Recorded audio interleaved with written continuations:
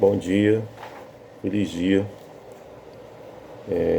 Hoje nós vamos estar estudando sobre o juízo final.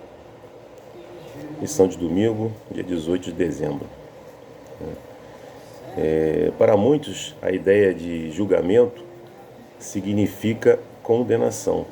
Embora isso faça parte do processo, não devemos esquecer de que ele tem um lado positivo, pois também envolve a vivificação dos justos.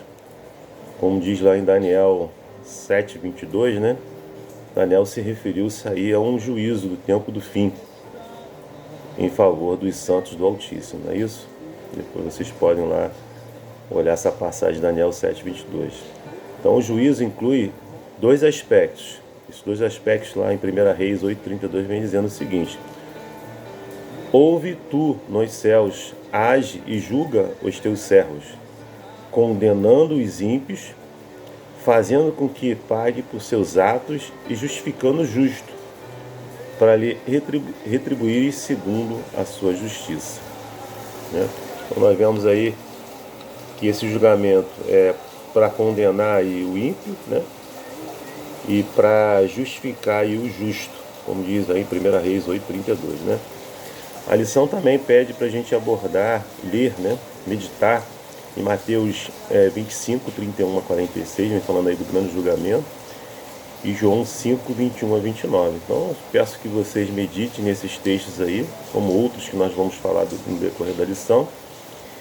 E como a gente lendo esses textos, como Cristo aponta aí para os conceitos, né, de condenação e vindicação no juízo final. Então no decorrer da lição a gente também vai responder essa pergunta, né?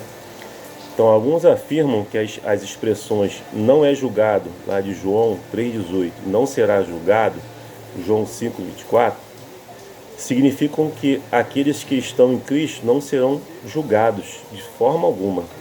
Porém, elas indicam que os crentes não são condenados no juízo. Portanto, os textos devem ser entendidos da seguinte forma: não é condenado, João 3:18, né?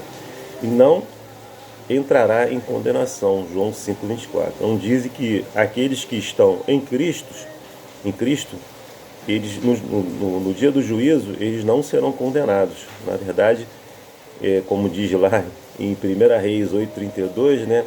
Eles serão, os justos serão que justificados, né? Através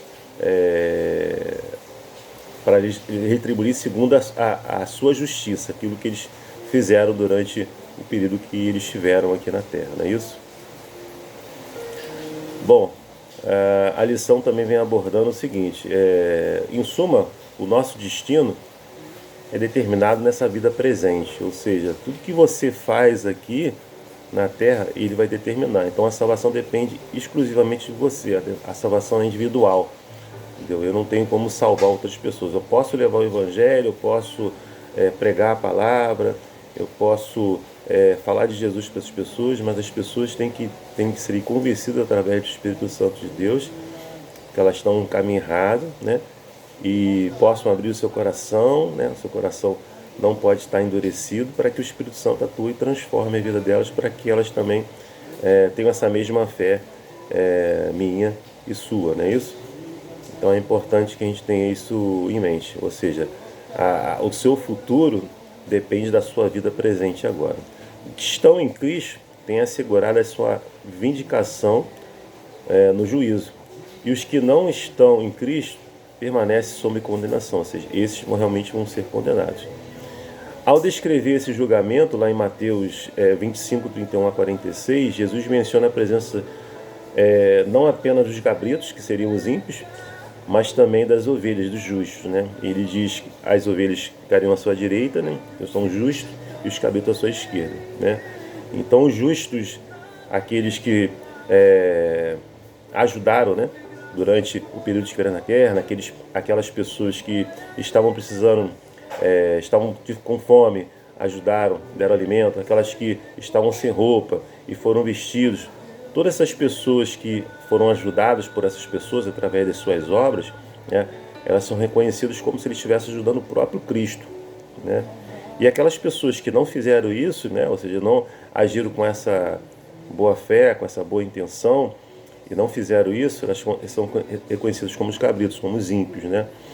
E é isso, esse grande julgamento que existe ali. Então aqueles que estão à direita de Jesus, né, são reconhecidos como justos, que entrarão no reino dos céus. E aqueles que são os cabritos, que são os ímpios, eles não entrarão no reino do céu. Eles receberão, na verdade, a morte eterna, né? E não estarão salvos. A Bíblia afirma isso, né? É necessário que todos nós, está em 2 Coríntios 5,10, é necessário que todos nós compareçamos diante do tribunal de Cristo, para que cada um receba segundo o bem ou o mal que tiver feito por meio do seu corpo. Ao refletir sobre o juízo, devemos ter em mente que somos salvos pela graça, né? Isso está relatado em Efésios 2, de 8 a 10, Isaías 55, verso 1. Então a graça é um dom de Deus, ela é de graça, o nome já está dizendo.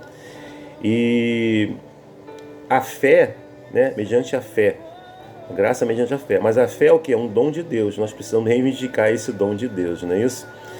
E através da fé somos justificados por ela. Isso está lá em Gênesis 15, 6 e Romanos 5, verso 1.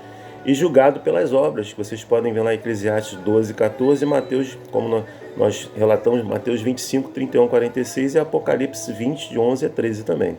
Então a base do juízo é a lei moral, resumida aí nos 10 mandamentos, você pode ler os 10 mandamentos lá em Êxodo 20.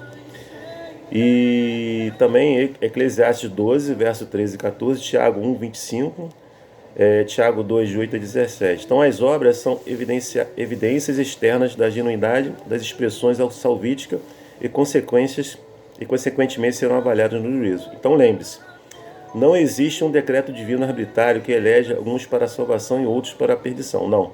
Cada um é responsável por seu próprio destino hoje, agora. Você que vai determinar o seu destino.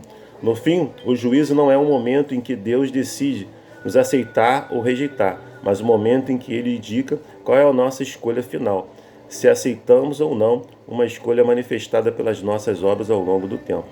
Então, o que vai determinar a sua salvação, a sua perdição final, é a escolha que você faz hoje. Que você possa escolher estar ao lado de Jesus sempre, né? Fortalecendo a sua fé em Jesus, para que naquele grande dia do juízo você possa estar salvo eternamente. É o meu desejo e minha oração. Amém.